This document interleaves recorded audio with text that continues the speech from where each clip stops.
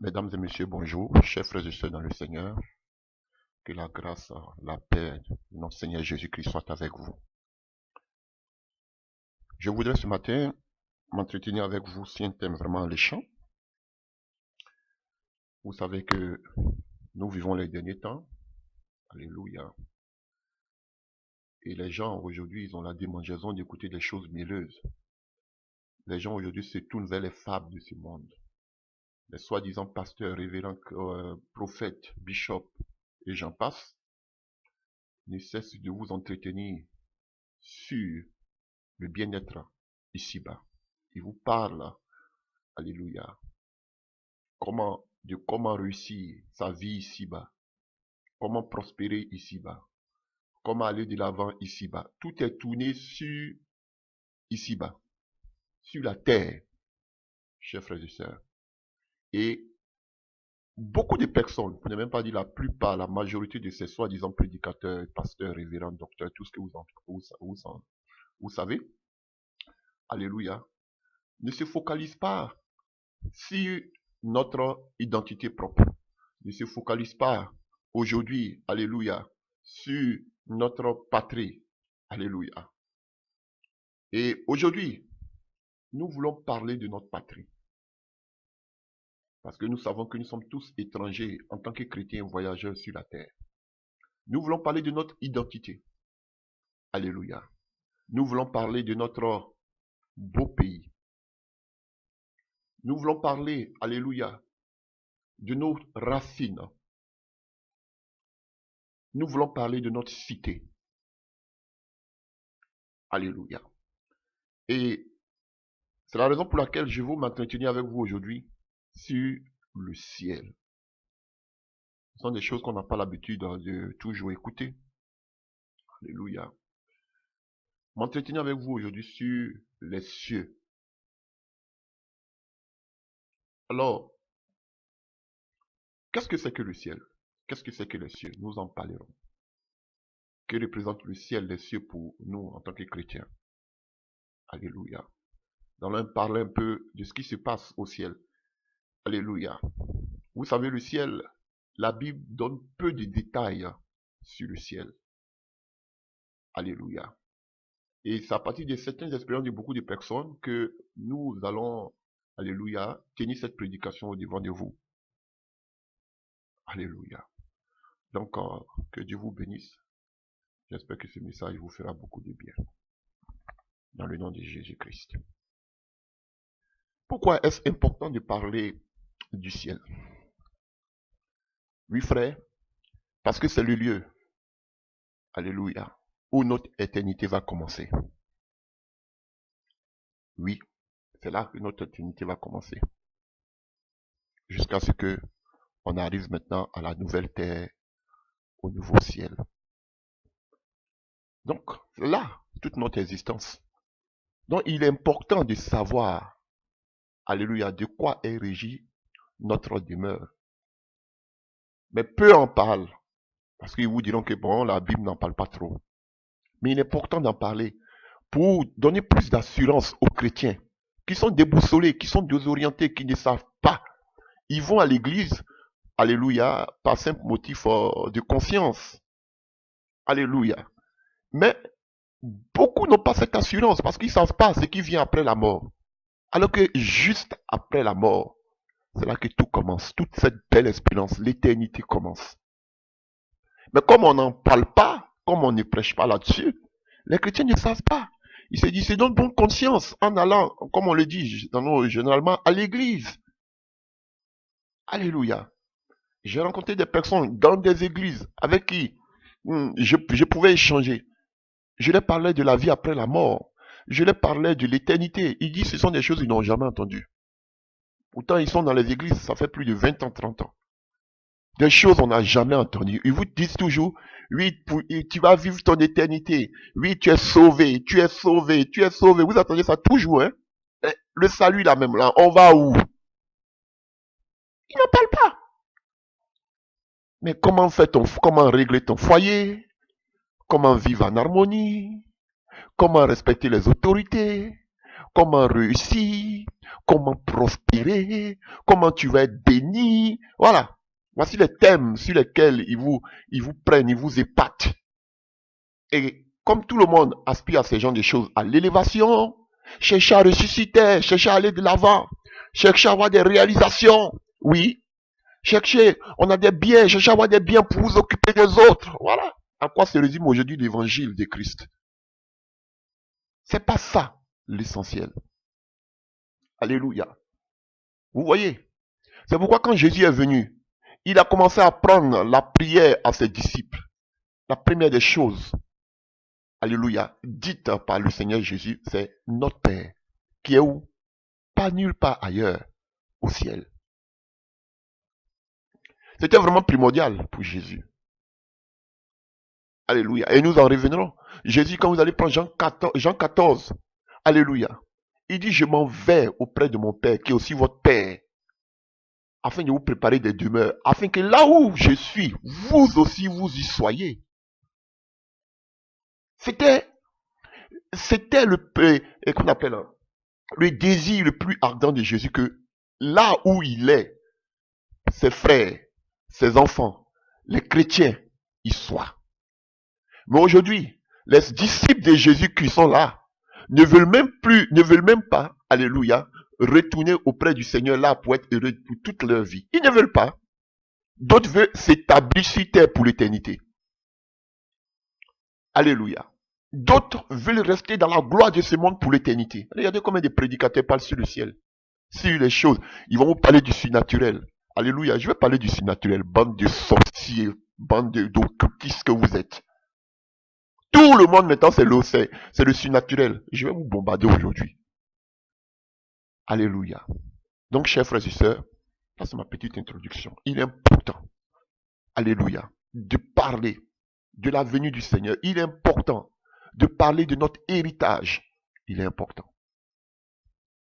Alléluia. Et quand vous prenez Hébreu, alléluia, on verra combien de fois des gens à partir de qui aujourd'hui vous prêchez, vous faites des prédications, Abraham, Moïse, tous ces gens. Alléluia. Excusez-moi, j'ai commencé comme ça. Alléluia. Nous allons parler des personnes qui n'étaient pas des chrétiens. Comme Abraham, quand on prend Hébreu 11. Alléluia. Alléluia. Hébreu 11.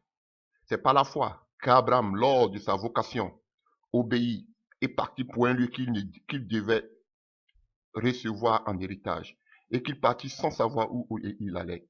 C'est par la foi qu'il vient s'installer dans un pays étranger, sur une terre étrangère, habitant sous des tentes, ainsi qu'Isaac et Jacob, les cohéritiers de la même promesse, car ils attendaient la cité, qui a de solides fondements, celle dont Dieu est l'architecte et le constructeur.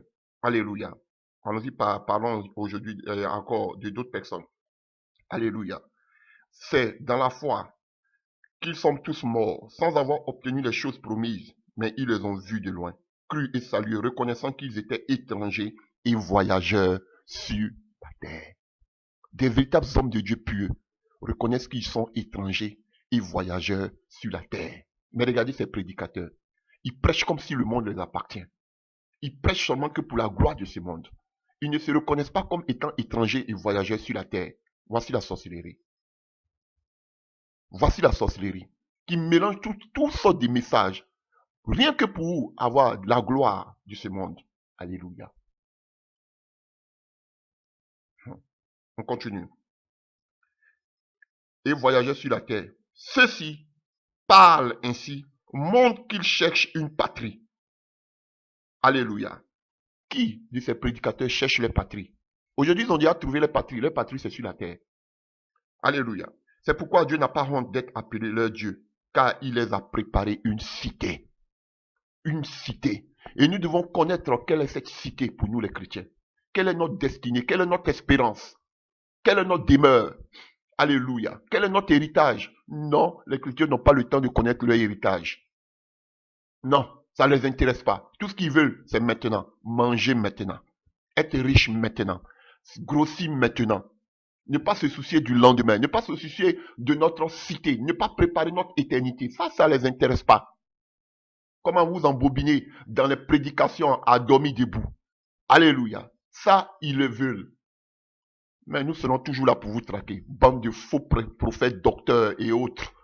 Alléluia. C'est pas la foi, encore, que Moïse, devenu grand, refusa d'être appelé fils de la fille de Pharaon. Aimant mieux être maltraité avec le peuple de Dieu que l'avoir pour un temps de jouissance du péché. Regardant le propre de Christ comme une richesse plus grande que les trésors de l'Égypte, car il avait les yeux fixés sur la rémunération. C'est par la foi qu'il quittait l'Égypte sans être effrayé. Alléluia. Car il se montrait ferme comme voyant celui qui est invisible. Alléluia.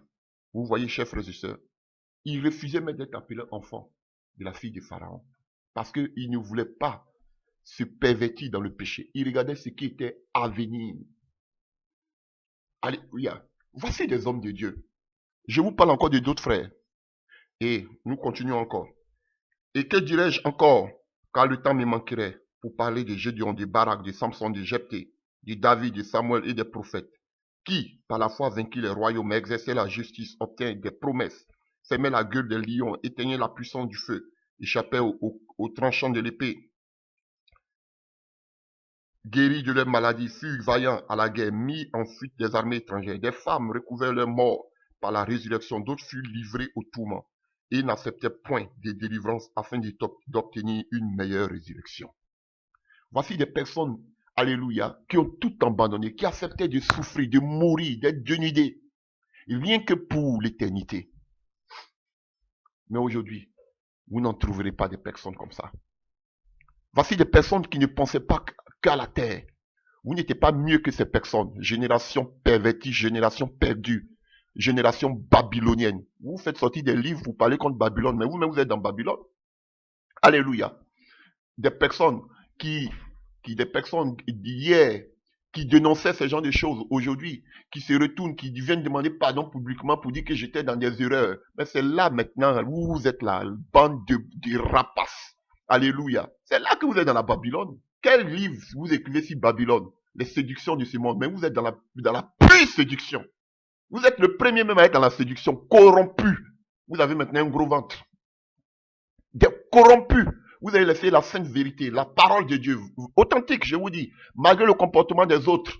On ne regarde pas à l'homme, mais c'était un message vrai. Vous avez abandonné ce message aujourd'hui pour aller vous mettre dans une confrérie, dans un cercle, alléluia, où là, il y a des occultistes, il y a des francs-maçons, il y a des faux prophètes. Là, tous cette clique et vous êtes au milieu. Mais vous êtes dans la séduction. Vous êtes le premier à être dans la séduction. Voilà, chers frères et sœurs. Des égarés. À cause de quoi? À cause de la gloire, la prospérité de ce monde. Vous n'osez même pas parler, alléluia, contre la prospérité. Vous n'osez même pas parler contre la dîme que vous avez dénoncée hier. Voici la séduction. Vous êtes séduit. Donc, le livre que vous faites sortir sur la séduction, soyez même le premier à le lire. Et j'espère que vous serez délivrés. Bande de faux apôtres. Alors, vous qui vous dites les chrétiens, les descendants aujourd'hui de ces grands serviteurs de Dieu, regardez, biblique. Regardez votre vie et puis regardez leur vie. Est-ce que vous êtes leurs descendants? Vous marchez comme eux? Vous êtes prêts à souffrir? Alléluia. Vous êtes prêts à être dénudés de tout pour pouvoir hériter de la vie éternelle? Êtes-vous prêts aujourd'hui? Non, vous n'avez plus le temps pour ces genres de choses. Alors, mesdames et messieurs, les cieux et le ciel, il n'y a pas de différence.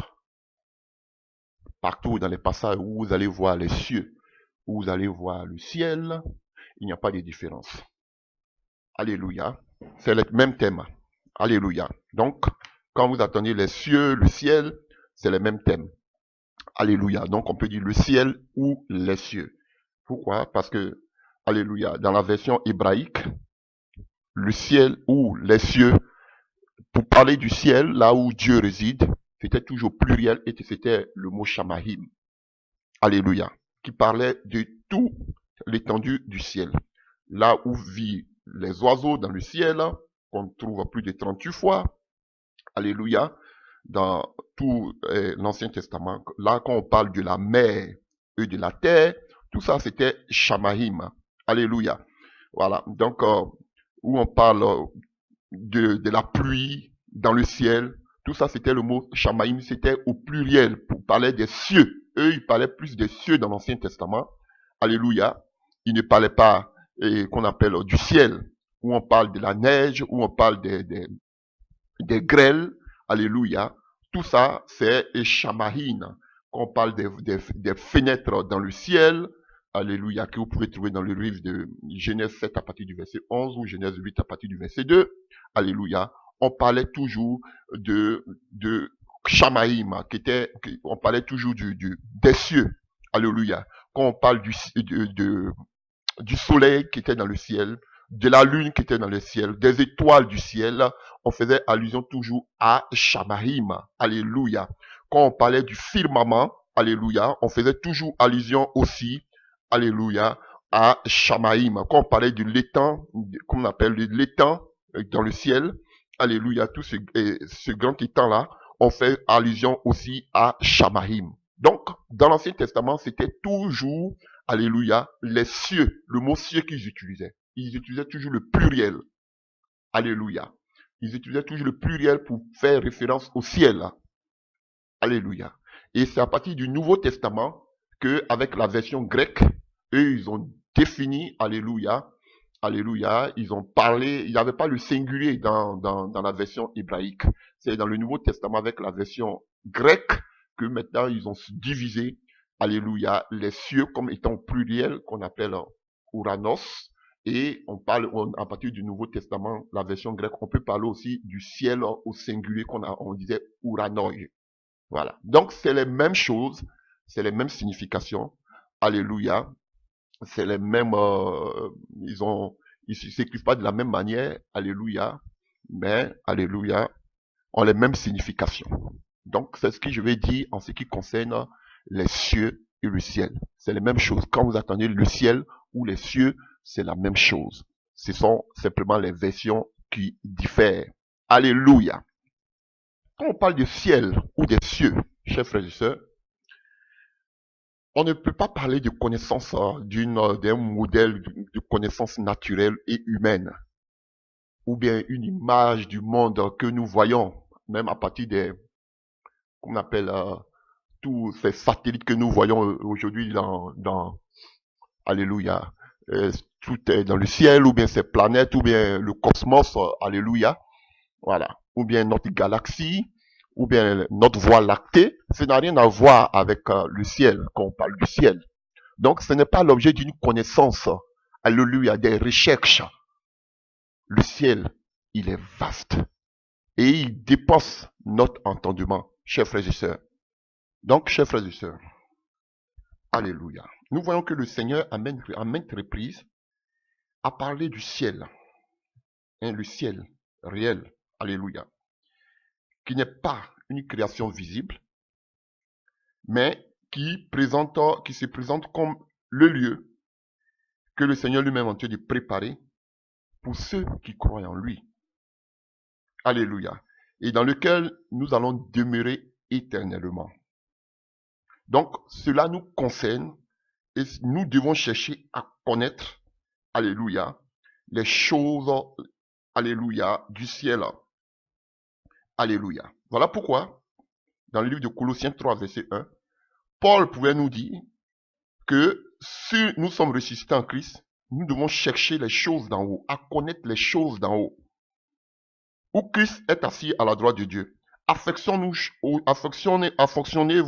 aux choses d'en haut et non à celles qui sont en bas. Parce que c'est là notre éternité, chers frères et sœurs. C'est le lieu, alléluia. C'est le lieu de notre espérance, alléluia. Car c'est là que sont inscrits nos noms, le nom de tous ceux qui appartiennent à Jésus-Christ. Vous pouvez voir ça en Colossiens 1, verset 5, en Luc 10, verset 20 et 1 Pierre 1, à partir du verset 3. Alléluia. Mais, comme je vous disais, alléluia. Cependant, nous n'avons pas trop de descriptions précises, alléluia, du ciel, qui est un lieu infini et spirituel. C'est un lieu que nous ne pouvons pas décrire. Alléluia. Nous allons nous appuyer ici quelques versets pour parler un peu de ce ciel-là. Alléluia. Mais la Bible nous parle brièvement de ce lieu-là comme étant un lieu très élevé, au-dessus même des cieux, qui est inaccessible à l'être humain. Alléluia. Et qui n'a rien à voir avec les différentes galaxies, dont les scientifiques disent que nous sommes dans la voie lactée. Alléluia. Rien à voir avec cette création. Rien à voir avec ce que vous voyez au devant de vous en levant la tête. Alléluia. Et la composition de ce lieu-là n'a rien à voir, n'a rien de matériel. Tout est spirituel là. Alléluia. C'est un lieu qui est présenté de façon spirituelle comme le lieu de la demeure de Dieu qui remplit le ciel et sa gloire de par sa sainteté. Alléluia. Et nous allons en parler. Nous allons en parler. Et on verra comment, alléluia, on peut avoir accès au ciel. Alléluia. Nous allons en parler. C'est vraiment très important, chers frères et sœurs, ce que nous sommes en train de dire ce matin. C'est notre espérance. Et nous pouvons dire aussi que le ciel, c'est un endroit qui dépasse tout ce que nous pouvons imaginer. Comme dit 1 Corinthiens 2, verset 9 et 1 Corinthiens 13 à partir du verset 12. Le ciel est un endroit de sainteté, rempli de gloire, et l'Éternel même y règne. Alléluia. C'est vrai que la Bible, comme je vous le disais tantôt, ne donne pas de description de tous les détails de la nature du ciel. Néanmoins, elle nous donne certains indices à son sujet. Alléluia. Et c'est de ces indices-là que nous voulons aujourd'hui partager avec vous. Et nous allons lever cet équivoque parce que beaucoup il y a une confusion totale entre le ciel et qu'on appelle la Nouvelle Jérusalem, le nouveau ciel et la nouvelle terre. Une confusion totale. Alléluia. Alors beaucoup se poseraient la question de savoir, mais où se trouve le ciel? Alléluia. Quand nous lisons la parole de Dieu, alléluia, surtout dans les évangiles, on voit qu'il y a beaucoup de fois où Jésus a parlé du ciel ou des cieux. Il a parlé plus de son Père qui vit, alléluia, dans les cieux, sans donner des détails ni sur l'endroit où se trouve le ciel, ni de quoi il est formé, alléluia, ni sur ceux qui l'habitent, alléluia. Il parle simplement de son Père qui est dans le ciel. Il parle du trône de Dieu dans le ciel, des anges de Dieu qui ont leur demeure, alléluia, alléluia. Donc, Jésus ne nous définit pas, ne nous dit pas effectivement où se trouve, alléluia, le ciel. Et on sait que c'est lui qui est descendu et c'est le même qui est monté. Alléluia. Donc, beaucoup se diront, hein, qu'est-ce que Jésus fait au ciel? Depuis 2000 ans, il a dit, je m'en vais, qu'est-ce qu'il fait au ciel? Alléluia. Jésus, en étant au ciel, il intercède pour nous, il prie pour nous, il nous soutient, il nous regarde. Alléluia. Parce que du ciel, alléluia, on peut voir tout ce qui se passe sur terre. Mais de la terre au ciel, là, j'en reviendrai. Alléluia. Donc, il prépare des places pour nous, parce que lui-même, il a dit, dans le livre de Jean 14, je vais vous préparer des places. Donc, il prend son temps à préparer des places pour les saints. Alléluia. Et qu'est-ce qu'il fait encore? Jésus est en train de préparer sa venue sur terre. C'est vrai que l'enlèvement va se produire, mais il prépare aussi sa venue sur la terre pour la grande bataille d'Armageddon. Chers frères et sœurs, donc Jésus, ne pensez pas qu'il, alléluia, il dort au ciel. Il a beaucoup de choses à faire. Les prières, alléluia, nous voyons dans le livre de l'Apocalypse, toutes ces prières, alléluia, ces parfums qui arrivaient au devant de lui, qui étaient les prières des saints. Donc, il y a les prières, vos prières, nos prières montent au devant le Seigneur Jésus-Christ. Et il doit répondre à votre doléance. Il doit répondre selon sa volonté à vos prières. Donc, Jésus, regardez combien de milliers de chrétiens qu'il y a sur terre. Alléluia. Donc, Jésus a beaucoup à faire étant au ciel. Mais en ce qui concerne l'endroit, alléluia, où est le ciel, Jésus-Christ n'en donne pas trop, alléluia, ne donne pas trop de détails. Et on sait que même les premiers chrétiens, les disciples aussi, parlaient souvent. Ils donnaient aussi des enseignements. Alléluia. Et alléluia. En ce qui concerne le ciel ou les cieux. Alléluia. Beaucoup d'enseignements. Alléluia. Donc, nous allons voir un peu leurs enseignements. Alléluia. Chers frères et sœurs. Alors, qu'est-ce que nous pouvons dire en nous appuyant sur quelques détails que nous avons dans le Nouveau Testament pour définir un peu ce que c'est que le ciel. Alléluia. Voilà. Donc, quand on parle du mot ciel, on sait que le mot ciel, il est employé pour définir plusieurs lieux à la fois. Alléluia. Alléluia. Et la première des choses que nous pouvons voir, c'est que le ciel parle de notre système atmosphérique et aussi de nos têtes. Là, ce que vous voyez au devant de vous. Alléluia. Quand vous levez la tête, c'est notre système atmosphérique. Là où vous voyez les nuées, là où vous voyez la pluie tomber. Alléluia. Là où vous voyez les oiseaux du ciel. Alléluia. Là où vous voyez les avions voler. Alléluia. Voilà. Alléluia. Et là où vous voyez les hommes cherchant à explorer, qui ne veulent plus maintenant rester au niveau de la terre, vous voyez que vous voulez ou ne voulez pas, aujourd'hui, tous les êtres humains aspirent à l'éternité. Et aujourd'hui, regardez, toutes les recherches, c'est tourné, que ce soit la NASA et autres, tout est tourné, alléluia, aujourd'hui, vers le ciel. Là, qu'on appelle ils veulent conquérir le ciel.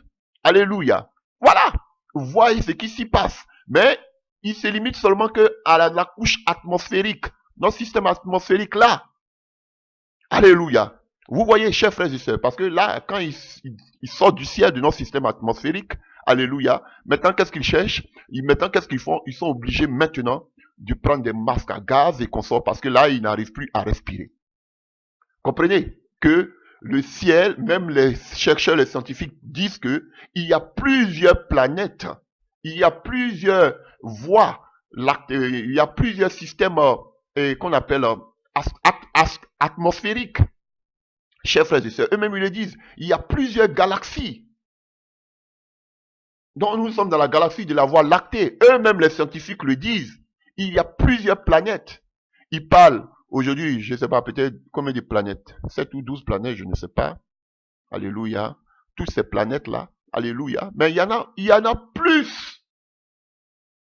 C'est immense quand on parle du ciel. Alléluia. Donc, c'est ce que nous pouvons dire en ce qui concerne le premier ciel que nous avons, qui est juste au-dessus de nos têtes, que vous voyez. Alléluia.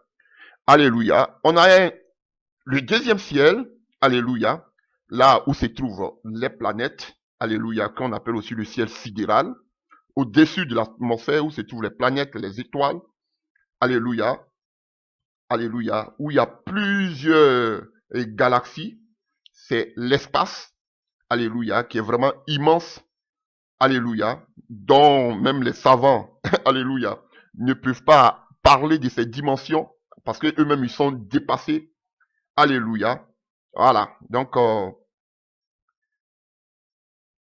vous voyez, donc, les hommes veulent conquérir tout cet espace, cet univers, ils n'arrivent pas à le voir, ils n'arrivent pas à pouvoir conquérir tout cet espace, parce que tellement qu'il est vaste, tellement qu'il est grand. Alléluia. Donc, chers frères et sœurs, et il y a un troisième ciel. Alléluia. Et beaucoup vont vous dire que dans le Satan et toute son armée se situe au niveau du ciel sidéral, au-dessus de l'atmosphère, des planètes. Quand vous avez écouté des occultistes, ils vont vous parler des différentes planètes là où Satan, alléluia, quand il était, qu'on appelle parachuté, là où il est resté avec beaucoup de ses démons dans le deuxième ciel, sur ces planètes-là. Alléluia. Et nous avons ce troisième ciel, alléluia, qui est le ciel spirituel. Alléluia. Là où Dieu siège, où Dieu est avec son trône. Là où sont les anges, les archanges, toutes ces créatures célestes. Alléluia. Là, on nous parle, alléluia, du troisième ciel. Et on a de nombreux passages bibliques qui en font mention. Alléluia. Et donc c'est de ce ciel-là que nous voulons parler, le monde spirituel. Alléluia. le monde qui n'a rien à voir avec la compréhension humaine. C'est un monde invisible. Alléluia. Que seuls des sept invisibles, alléluia, peuvent y entrer. Alléluia. Et nous avons une définition. Alléluia. Nous avons un exemple qui nous parle de ce ciel dans la Bible.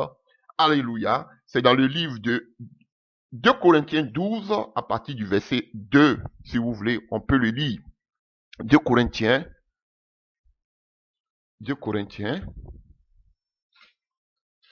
Que je prenne rapidement, excusez-moi. Corinthiens 12. Alléluia. Il faut se glorifier, cela n'est pas bon. J'en viendrai néanmoins à des visions et à des révélations du Seigneur. Je connais un homme en Christ qui fut il y a 14 ans ravi jusqu'au 3e ciel. Si ce fut dans son corps, je ne le sais pas. Si ce fut hors de son corps, je ne le sais. Dieu le sait. Et je sais que cet homme, si ce fut dans son corps ou sans son corps, je ne sais, Dieu le sait, fut enlevé dans le paradis et qu'il a entendu des paroles ineffables qu'il n'est pas permis à un homme d'exprimer. Je me glorifierai d'un tel homme, mais de moi-même, je ne me glorifierai pas. Donc Paul dit quoi? Un homme qui a été, il nous donne plus d'indices.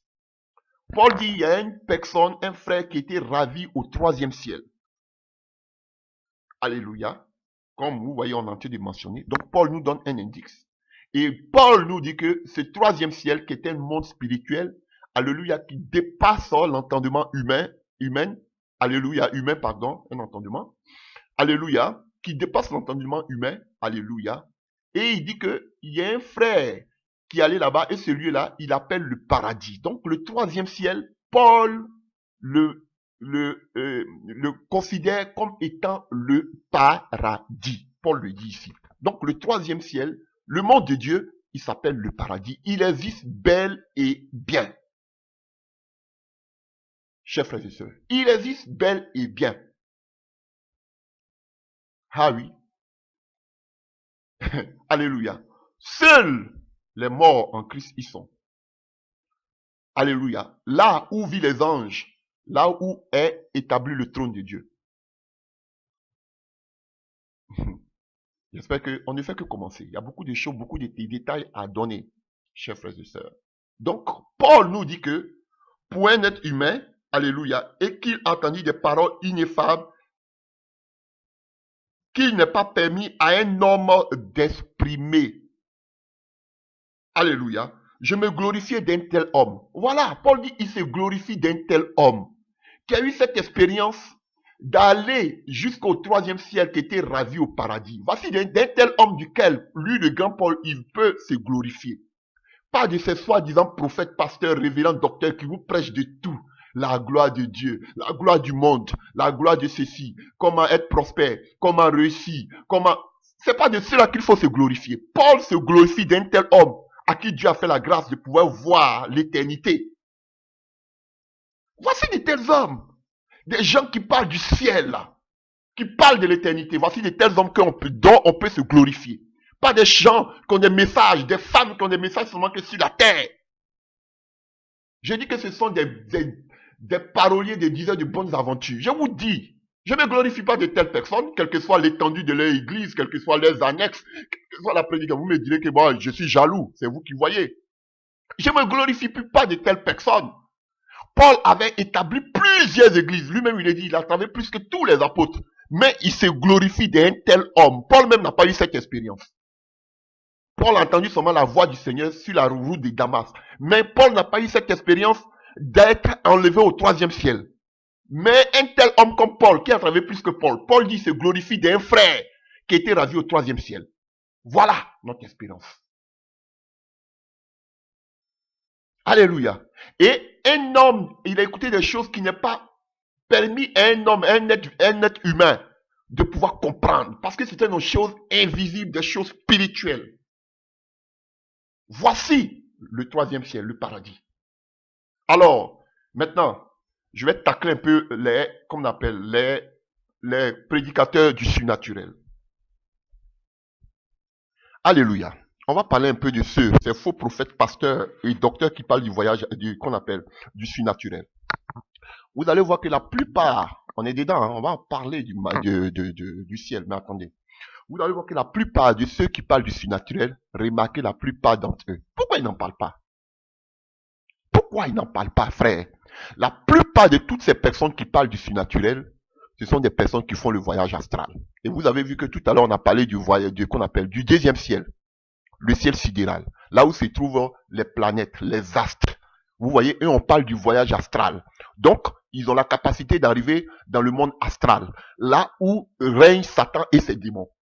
Ça, c'est le deuxième ciel. Voilà pourquoi on parle du voyage astral. Ils vont vers les astres, ils ont la capacité de pouvoir même aller rencontrer Satan. Alléluia, dans le monde astral. Vous comprenez, chers frères et sœurs? Donc, la plupart de ceux qui parlent du surnaturel, alléluia, parlent généralement de ceux qui font le voyage astral. Ils vont, regardez, frère, regardez dans la Bible. Je vais les prendre aujourd'hui. Vous voyez la plupart de ces soi-disant prophètes, pasteurs, docteurs, aujourd'hui qui parlent du surnaturel, vous allez voir que la plupart d'entre eux ne vous parlent jamais des dons spirituels. Regardez-les bien. Ceux qui vous parlent du surnaturel, ils ne vous parlent jamais des dons spirituels. Maintenant, quand je vais venir de faire la prédication, là, vous allez voir, ils vont commencer à parler sur les dons spirituels. Regardez tous ceux qui disent qu'ils parlent du surnaturel. Ils ne vous parlent jamais des dons spirituels, des 9 dons spirituels dont parle 1 Corinthiens 12. Ils ne vous parleront pas des dons spirituels, mais ils vous parlent du surnaturel. Qui vient nous dire ce que c'est que le surnaturel? Ils vont vous dire c'est la démonstration de Dieu dans le monde invisible. Alléluia, c'est de la sorcellerie. Parce que si vous dites que vous vivez dans le surnaturel, votre surnaturel s'arrête où? Quand vous parlez du combat dans le surnaturel, votre combat là, il s'arrête où? Quand Paul parle des choses invisibles, qui n'est pas possible à un être humain d'écouter, Paul même qui est Paul là, lui-même il n'a jamais eu cette expérience. Alléluia. Et on voit que la plupart de ceux, alléluia, qui parlaient du spirit qu'on appelle du monde invisible, frère, ils ont vu le ciel dont nous parlons, le troisième ciel qu'on appelle le paradis. Regardez tous ceux qui parlent du surnaturel.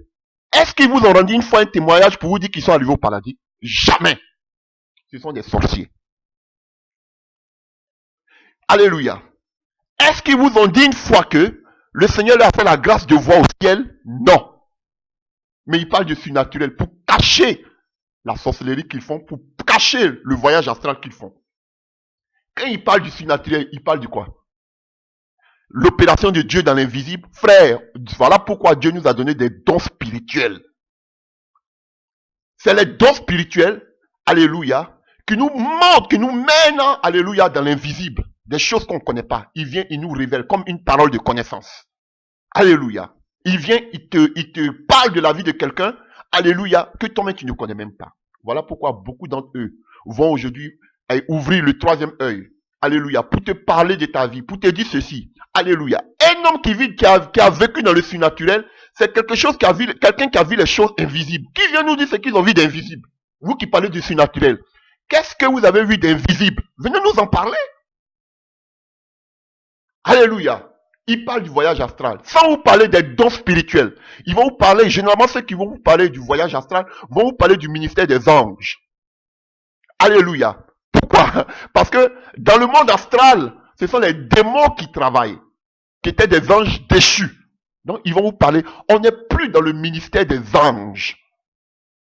Je vous dis, on n'est plus dans le ministère des anges. Bande de faux pasteurs, de faux prophètes. Vous pensez que vos 400 coups que vous faites, on ne les voit pas? Alléluia. Ce Castano avec son frère ils ont invité un prédicateur au niveau de Congo, là, ICCC Congo. Alléluia, Brazzaville. Quelqu'un qui prêche sur le ministère des anges. Et ils ont fermé pour ne même pas qu'on puisse faire de commentaires. J'étais prêt à faire des commentaires. Vous avez fermé. Bande de faux pasteurs que vous êtes. Alléluia. Ce sont les mêmes qui vont vous parler du ministère des anges. Chers frères et sœurs, je suis dans ce message. Attendez. Vous comprenez, frère? Et Éphésiens 2 nous présente Satan comme étant le prince de la puissance de l'air. Vous voyez le monde sidéral, le monde astral. Il est le prince. Il est le patron. Alléluia. Et le ciel a été le lieu de combat spirituel. Alléluia. Oui. Et c'est à partir du ciel que Satan fut précipité. Et il était jeté au séjour des morts. Et c'est lui qui gouverne encore le séjour des morts. Comme Ésaïe et Ézéchiel nous le disent. Chers frères et sœurs, attention. Donc, le deuxième ciel, le monde astral ou sidéral, Satan contrôle toute cette puissance de l'air là. Il est le prince. Alléluia. Attendez, que je prenne quelques passages pour parler du ministère des anges. Je vais dénoncer un peu ces personnes-là. On va prendre 3 passages, s'il vous plaît, avant que nous continuions. Parce que je vais parler du ciel, je vais parler du voyage asile, comme on l'appelle, du surnaturel, et je parlerai du ministère des anges. Alléluia. Acte des apôtres 7, à partir du verset 38, que nous dit la parole de Dieu. Acte 7, verset 38. Alléluia. C'est lui qui, lors de l'assemblée au désert, étant avec l'ange qui lui parlait sur la montagne de Sinaï, et avec nos pères reçus des oracles vivants pour nous les donner. Alléluia. Donc, on voit ici que Dieu utilise un ange pour donner les oracles à qui? À Moïse. Allons-y en Galates 3 à partir du verset 19. Galates 3 à partir du verset 19. Je vais tailler un peu cette doctrine erronée diabolique du ministère des anges. Alléluia. Galates 3 à partir du verset 19. Alléluia. Pourquoi? Ok. Je vais prendre à partir du verset 18. Car si l'héritage venait de la loi, il ne deviendrait plus de la promesse. Or, c'est par la promesse que Dieu a fait à Abraham ce don de sa grâce. Pourquoi donc la loi? Elle a été donnée ensuite à cause des transgressions jusqu'à ce que vienne la postérité à qui la promesse avait été faite. Elle a été promulguée par les anges au moyen d'un médiateur. Or, le médiateur n'est pas médiateur d'un seul, tandis que Dieu est un seul. Donc, la parole aux Abraham et consorts a été, alléluia, annoncée par des anges comme étant des messagers. On a vu des anges qui se sont révélés, alléluia. Vous pouvez voir à Manoah, à Gédéon dans le livre de Juge 6, dans le livre de Juge 13, alléluia. Des anges qui sont venus se révéler à Abraham, vous voyez, à Daniel. Donc Dieu amenait des messages dans l'Ancien Testament par l'intermédiaire des anges. Chers frères et sœurs, dans l'Ancien Testament, c'est ce que ici Paul essaie de nous dire. Alléluia.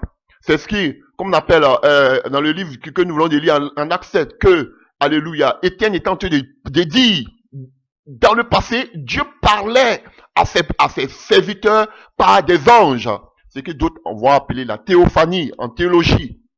Alléluia. Par des formes par lesquelles Dieu se manifestait. Chers frères et sœurs. Et maintenant, nous continuons dans le livre de Hébreux 2. Vous allez comprendre quelque chose. On n'a plus besoin des anges pour nous emmener des messages. C'est la sorcellerie, tout ça là. Hébreux 2, à partir du verset 2. On lit à partir du verset 1. C'est pourquoi nous devons de temps plus nous attacher aux choses que nous avons entendues, de peur que nous ne soyons empointés loin d'elles. Car si la parole annoncée par des anges a eu son effet, et si toute transgression et toute désobéissance a reçu une juste rétribution, comment échapperons-nous en négligeant un si grand salut, qui, annoncé d'abord par le Seigneur, nous a été confirmé par ceux qui l'ont entendu, Dieu, appuyant les témoignages par des signes, par des prodiges et divers miracles, et par les dons du Saint-Esprit distribués selon sa volonté. Bande de fous, de sorciers. Alléluia. Donc, ici, l'auteur d'Hébreux dit que dans le passé, Dieu s'est révélé par des anges. Il donnait des messages par des anges pour les donner à ses serviteurs. Mais de notre temps, il est venu maintenant par le Seigneur. Par le Seigneur Jésus-Christ, il nous a enseigné, il nous a montré le chemin. Et maintenant, après le Seigneur Jésus-Christ de Nazareth, on parle de qui? Nous a été confirmé par ceux qui l'ont entendu, c'est-à-dire les témoins oculaires. On parle maintenant de qui? Des apôtres. Alléluia. Dieu appuyant les témoignages par des signes, des prodiges, des miracles et par les dons du Saint-Esprit distribués selon la volonté de Dieu.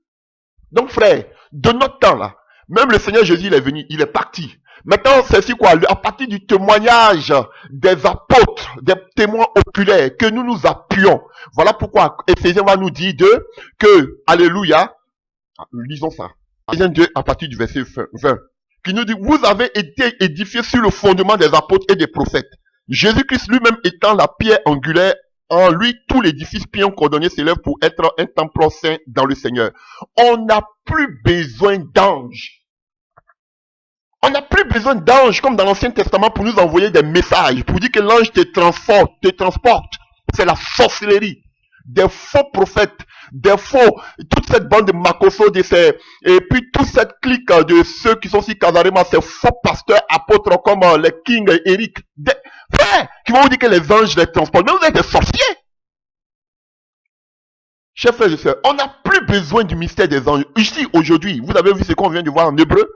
Par le Seigneur Jésus, par les apôtres, qui démontraient toutes choses par des signes, par des produits, par des miracles, et par des dons spirituels que le Saint-Esprit distribuait selon sa propre volonté. Aujourd'hui, Dieu se manifeste par des signes, des miracles, et aussi par des dons spirituels, pas par des anges. Bande d'occultistes que vous êtes. Ils travaillent avec le deuxième ciel. La plupart de ceux qui parlent qu'on appelle du surnaturel, ce sont la plupart d'entre eux, ils font tous le voyage astral. Ils travaillent avec les démons. Et vous ne pouvez pas dire les démons pour ne pas vous faire peur, ils disent les anges. C'est faux, ce sont des démons. On ne travaille plus avec les anges. Alléluia. La puissance de Dieu, le Saint-Esprit est là. Là, vous voyez, Paul a dit, l'auteur du livre des Hébreux, parle de la puissance et il parle du Saint-Esprit qui distribue les dons. Il ne parle pas d'anges. C'est fini. C'était dans l'Ancien Testament. Ministère d'anges. Vous travaillez avec des démons. Vous le savez. Vous ne pouvez pas nous prendre. On sera toujours là pour dénoncer vos œuvres sataniques. Alléluia. Donc, tout à l'heure, chers frères et sœurs, est-ce qu'un être humain peut voir ce qui se passe dans le ciel au paradis? Chers frères et sœurs, beaucoup vont vous dire que j'ai été ravi au paradis, Dieu les a fait la grâce. Paul même n'a pas eu cette grâce. Alléluia. Maintenant, que nous dit la Bible? Alléluia. Vous savez que le ciel est fermé. Nous avons vu dans le livre de Corinthiens 12 à partir du verset 2. Alléluia. 2 Corinthiens 12 à partir du verset 2. Que Paul dit, il a écouté des choses qui ne sont pas accessibles aux oreilles. Alléluia. Et aux oreilles humaines. Que l'entendement humain ne peut pas comprendre. Alors, oui, parce que le ciel est fermé. Alléluia. Et Jésus lui-même le dit dans le livre de Jean 3 à partir du verset 13. Que personne n'est monté au ciel, si ce n'est pas lui seul. Frère, donc, avant la résurrection, chers frères et sœurs, voilà, donc, le premier même qui est entré là-bas, là, chers frères et sœurs, alléluia, c'est le brigand à la croix. Voilà, c'est le brigand à la croix qui est entré. Le premier, c'est la vérité biblique. Puis, maintenant, ceux qui étaient ressuscités, lors de la résurrection de Jésus-Christ. Et puis maintenant, les chrétiens morts en Christ. Et ceux maintenant qui seront enlevés. Chers frères et sœurs. Donc, le ciel est fermé. Pour toute compréhension humaine, le ciel est fermé. Alléluia. Donc, vous pouvez voir dans le livre de Deutéronome 11 à partir du verset 17. Deutéronome 11 à partir du verset 17. On nous dit ici que, Moïse nous dit que Dieu ferme le ciel. Alléluia. Et lors de la dédicace 1 roi 8 verset 35, Salomon va dire que je t'en supplie Seigneur, quand les gens vont prier, faut pas fermer le ciel. Alléluia. Donc, chers frères et sœurs, le ciel est fermé. Alléluia. Et le ciel aussi peut être ouvert. Alléluia. Et Jésus même, vous avez ce passage de Malachie 3 verset 10, même moi l'épreuve tu verras si je n'ouvrais pas les écluses des cieux. Alléluia. Genèse 28, à partir du verset 12. Si vous voulez, on peut lire. Genèse 28. Genèse 28. Non, ce sont des sorciers, frère. Faut qu'on les dénonce un peu. Genèse 28, c'est occultistes, à partir du verset 12. Il eut un songe, et voici une échelle étant appuyée sur la terre, et son sommet toucha au ciel. Et voici les anges de Dieu montaient et descendant sur cette échelle. Alléluia. Vous voyez, c'est le songe d'Abraham. Alléluia. Comme on appelle le songe qu'on appelle le songe de Jacob, du moins, d'Abraham, de Jacob, où il voyait l'échelle qui était Christ. Et vous voyez vous voyez cette confirmation dans le livre de Jean 1, à partir du verset 51, où cette échelle, Jésus dit que vous allez voir à partir d'aujourd'hui les anges monter et descendre sur le Fils de l'homme. Seul par Jésus, nous pouvons avoir accès au ciel, chers frères et sœurs. Alléluia. C'est lui, la porte qui mène au ciel. Jean 10, verset 9. Il est la porte. Jean 14, verset 2. Il a dit, je m'en vais, c'est pas moi, je m'en vais préparer des places, des demeures, afin que là où je sois, vous y soyez. Chers frères et sœurs. Alors, il y a des gens qui ont eu cette expérience. Donc, le ciel est fermé. Dieu peut ouvrir aussi le ciel pour vous montrer un tout petit peu, pour vous montrer un peu l'aspect du ciel. On n'a pas trop d'indices en ce qui concerne le troisième ciel, le paradis. On n'a pas trop d'indices. Ou les cieux, on n'a pas trop d'indices. Mais Dieu, comme Paul le dit dans le livre de 2 Corinthiens 12, verset 2, il fait la grâce à certaines personnes d'aller voir un peu au paradis. Donc, vous qui parlez du surnaturel, alléluia, quelqu'un qui va venir s'asseoir pour me parler du surnaturel, il va me dire, oui, je suis entré, Dieu a permis que je voie dans le surnaturel. Qu'est-ce que tu as vu? Dieu a permis que je sois ravi au troisième ciel. Voilà. Je peux dire que voilà, voici le surnaturel. Il a vécu ce que c'est que le surnaturel. Mais vous, là, quand vous parlez de surnaturel, vous faites allusion à quoi? Des gens qui n'ont jamais eu cette expérience, alléluia, d'aller au troisième ciel. Ils vous parlent de surnaturel. Il y a quoi dans votre surnaturel là? Venez nous dire. Bande d'occultistes, c'est pour vous parler du voyage astral. Et vous avez vu la plupart de ceux qui parlent du surnaturel, comme Mamadou Karambi, ce faux pasteur, ils vont vous parler de voyage astral. Ah, et qui parle d'astral, des astres, on fait allusion au royaume de Satan. Regardez ceux qui parlent du surnaturel, ils vont vous parler du voyage astral. Ça n'a rien à voir avec le surnaturel de Dieu. Rien à voir avec le surnaturel de Dieu. Le surnaturel de Dieu, c'est être ravi pour Dieu te fait la grâce de pouvoir voir le paradis. Là, je peux vous dire que vous avez vécu le surnaturel. Mais non, le surnaturel, de quoi vous parlez quand vous parlez du surnaturel?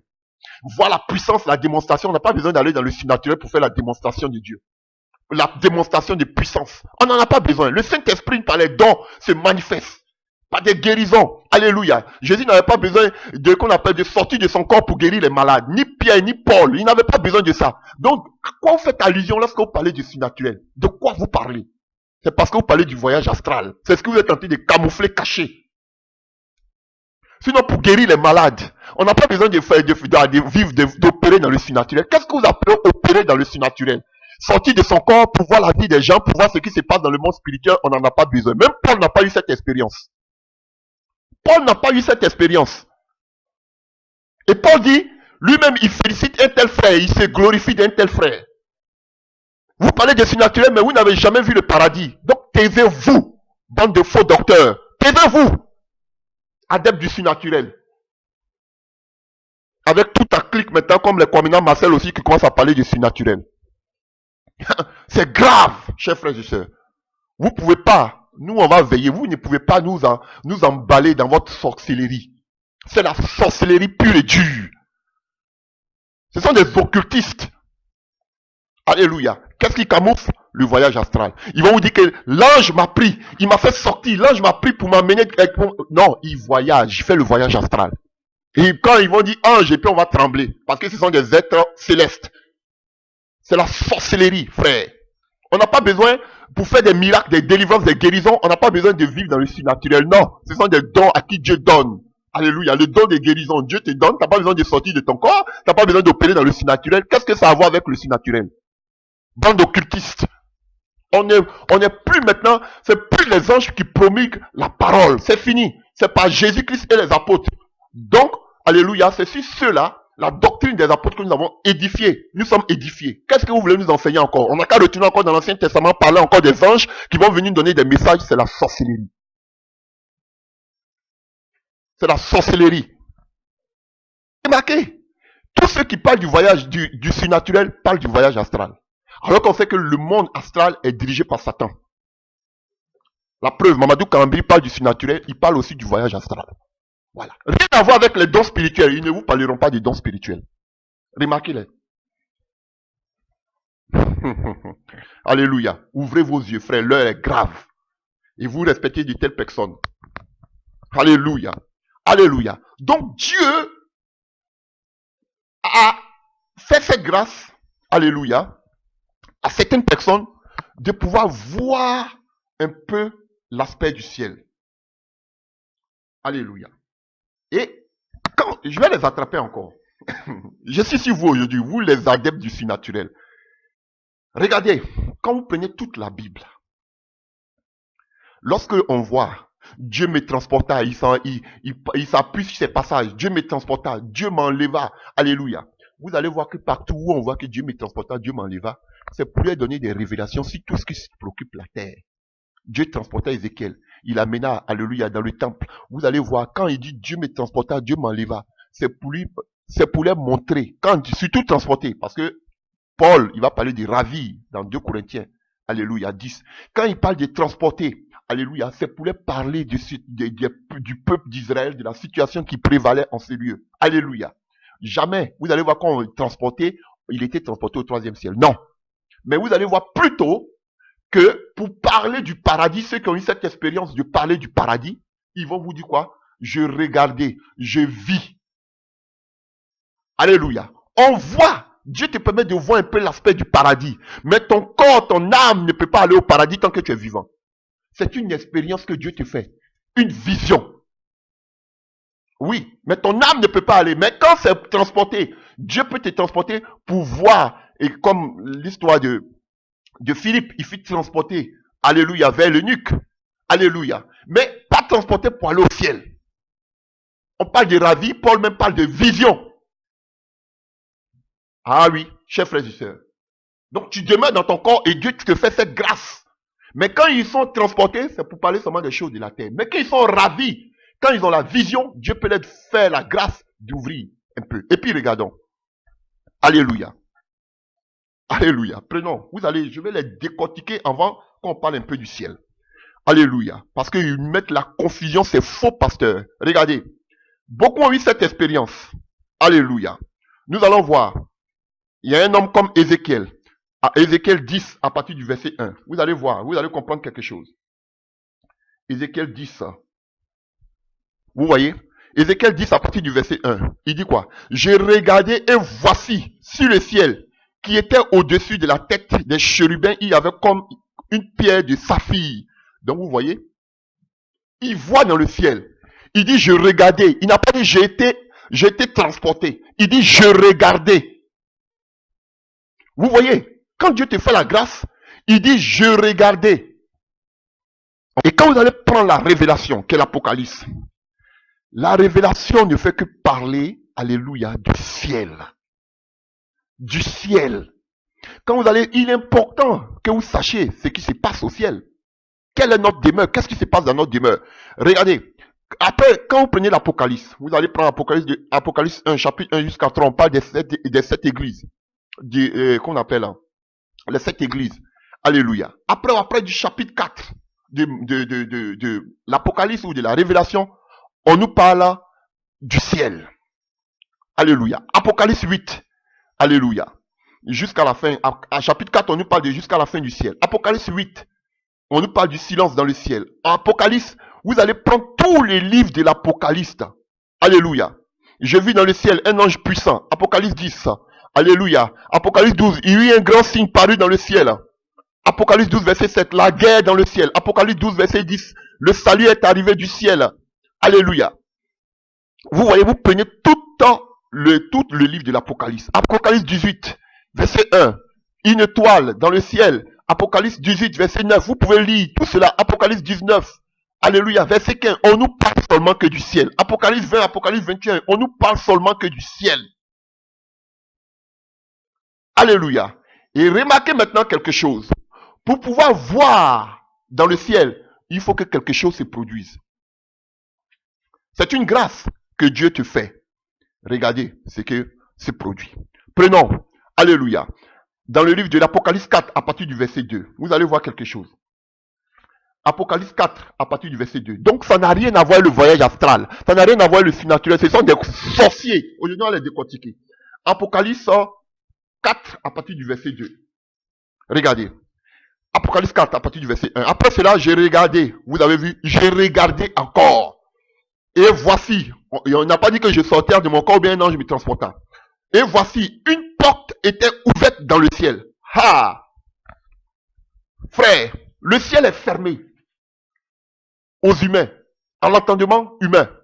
Pour voir un peu dans le ciel, qu'est-ce que tu dois faire? Dieu doit faire. Dieu doit ouvrir une porte dans le ciel pour te permettre de voir au moins ce qui s'y passe. Ah, alléluia. Il dit ici, j'ai regardé, voici une porte était ouverte dans le ciel. La première voix que j'avais entendue, comme le son d'une trompette qui me parlait, dit, monte ici et je te ferai voir ce qui doit arriver dans la suite. Vous voyez? Parce que donc pour que Dieu lui puisse dire de venir, je vais te montrer, la porte était ouverte. Dieu ouvre une porte. Si Dieu n'ouvre pas une porte, tu ne peux pas voir ce qui se passe au paradis. Tu ne peux pas avoir de vision. Je ne suis pas contre ceux qui disent que je suis allé au paradis, Dieu m'a permis de voir au paradis, Dieu m'a permis de voir au paradis. Ça, c'est entre eux et puis le Seigneur. Paul même là, il n'a pas eu cette expérience. Moi, jusqu'à preuve du contraire, moi j'ai vu le Seigneur 4 fois. J'ai pas encore eu cette expérience d'aller au ciel. Paul même, le grand Paul là, il n'est pas allé au ciel. Il n'est pas allé au ciel. Il n'a pas vu le ciel. Il dit c'est un frère, c'est pas lui. Moi, j'ai pas encore eu cette expérience de voir au paradis. J'ai pas encore eu cette expérience.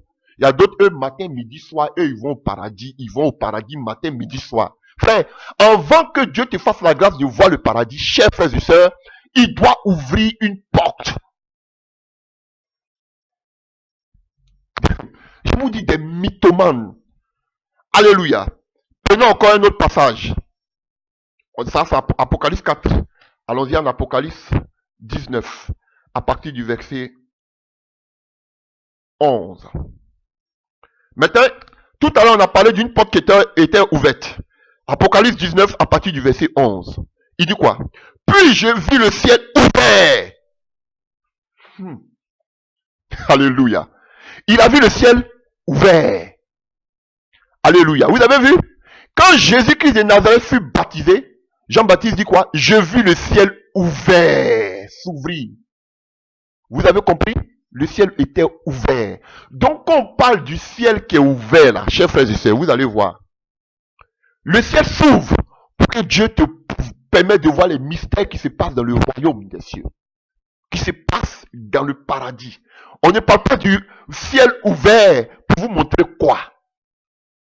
Alléluia. Vous qui dites que, oui, Dieu au Père, d'abord le ciel doit être ouvert. De quel ciel vous parlez? Vous parlez du ciel, mais vous ne nous dites jamais l'expérience que vous avez vécue. Chaque fois qu'ils disent ici le ciel est ouvert là, chers frères et sœurs, Dieu, il a un message qu'ils annoncent. Mais vous dites que le ciel est ouvert. Quel est le message que vous annoncez? Opérer dans le spirituel, dans le surnaturel. Opérer toute l'expérience que vous avez eue au paradis. Alléluia. Et Jean-Baptiste dit, le ciel ouvert, et il a eu le Saint-Esprit descendre sous forme de colombe. Il avait un message, il a vu quelque chose. Mais vous qui parlez de surnaturel, le ciel ouvert là, vous nous enseignez quoi? Qu'est-ce que vous avez vu là-bas? Venez nous dire.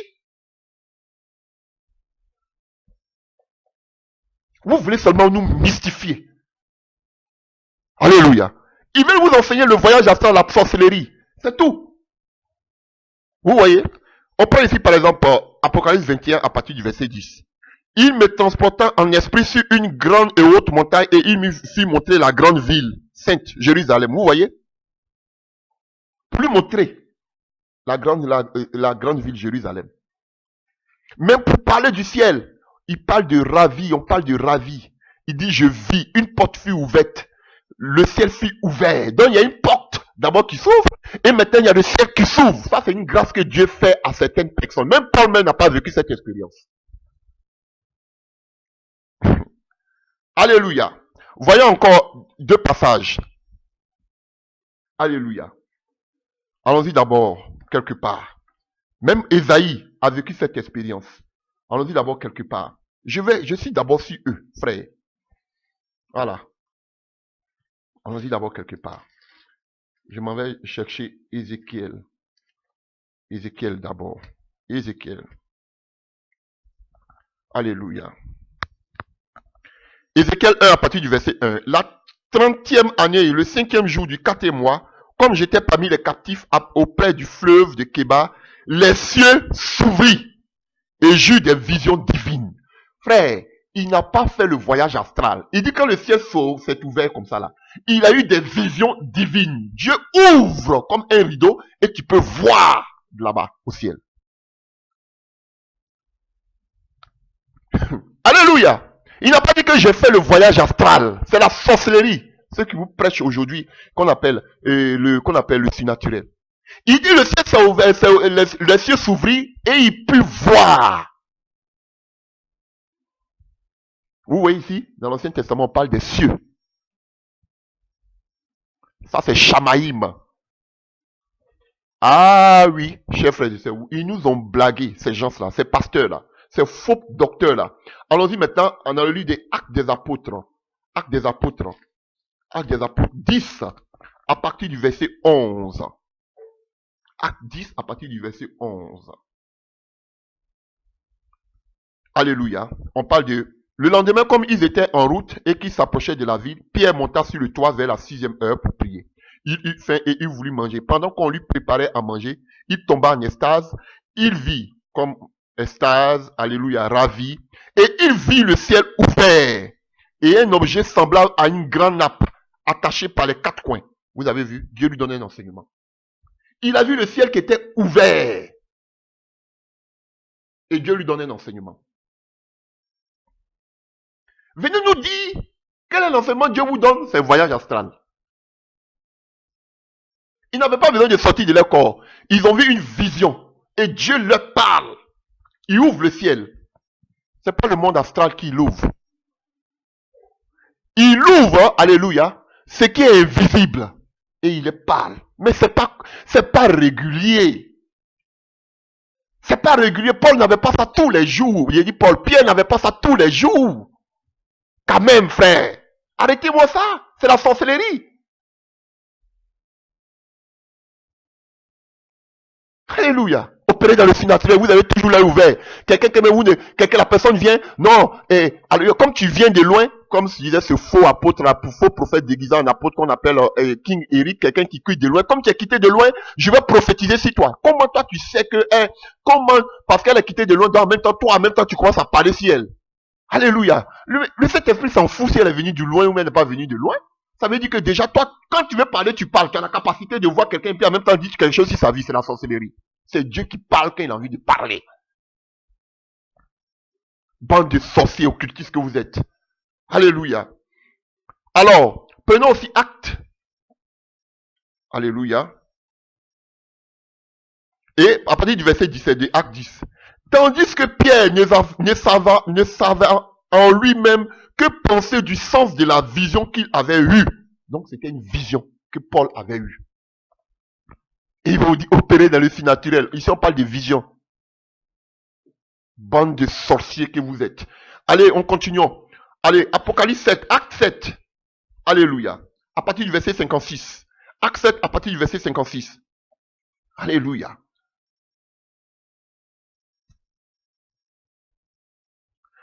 Je prends à partir du verset 54. En entendant ces paroles, ils étaient furieux dans leur cœur et ils grinçaient les dents contre lui. Mais Étienne, rempli du Saint-Esprit et fixant les regards vers le ciel, vit la gloire de Dieu et Jésus debout à la droite de Dieu.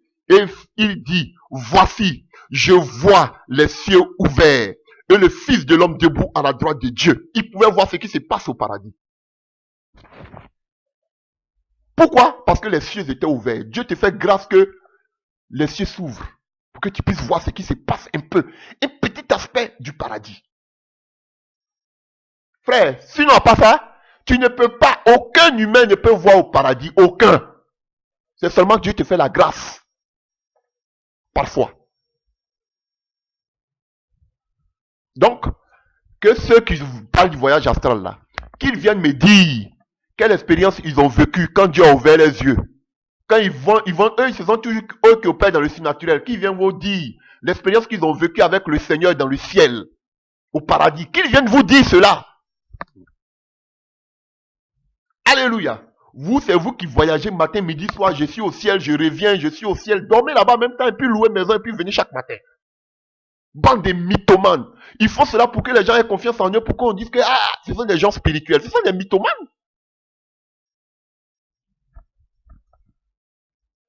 Alléluia. Donc, chers frères et sœurs, le ministère surnaturel, c'est ça, c'est des conneries, c'est de la sorcellerie. Dieu peut te faire des visions, il peut t'ouvrir le ciel, il peut t'ouvrir une porte pour voir un peu une chose minime au ciel. Pas tout. Dieu peut pas. Il veut même pas te montrer. Un peu. Alléluia. Et cela se faisait par quoi? Par des visions. Par des visions. C'est ça que je peux appeler surnaturel. Quand Dieu ouvre tes yeux par des visions, il te montre ce qui se passe dans le paradis. Mais eux qui parlent de voyage, à travers bien du surnaturel, ils n'ont qu'à venir vous donner votre expérience, leur expérience où Dieu a ouvert. Ils étaient dans le surnaturel et puis ils sont allés croiser Jésus. Jésus leur a donné des enseignements là-bas. Ils n'ont qu'à venir nous dire ça. Alléluia. Donc, chers frères et sœurs, on n'est plus avec le ministère des anges. Les anges ont été utilisés pour l'Ancien Testament, comme nous avons lu. Maintenant, le Seigneur est venu nous emmener l'évangile et par le Seigneur, la parole a été donnée aux disciples. Donc, des disciples aujourd'hui, nous, on a reçu cette parole.